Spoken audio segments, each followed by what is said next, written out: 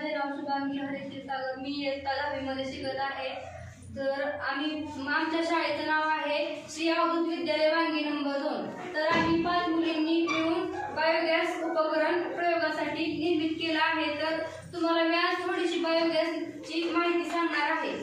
आज आपण बायोगॅस म्हणजे काय आणि बायोगॅस कशा प्रकारे काम करतं, बायोगॅसमध्ये कोणकोणत्या प्रकारचे साहित्य असतात, कोणतं मटेरियल असतं आणि कशा पद्धतीने वापरलं जातं हे आपण आज पाहणार आहोत। हे समोर ठेवलेलं बायोगॅस संयंत्र आहे, हे आपण पाहणार आहोत। बायो म्हणजे जैविक आणि गॅस म्हणजे वायू। तर तो कसा निर्माण होतो? कुजलेल्या पदार्थांपासून तयार होतो, त्याला बायोगॅस असे म्हणतात।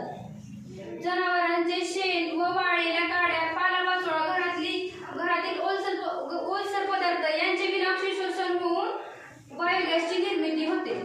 बायोगॅस हे स्वस्त इंधन आहे, त्याचा वापर घरातील स्वयंपाकासाठी केला जातो। तसेच जर आपण जास्त प्रमाणात बायोगॅस तयार केला तर त्याच्यापासून वीज निर्मिती सुद्धा होऊ शकते।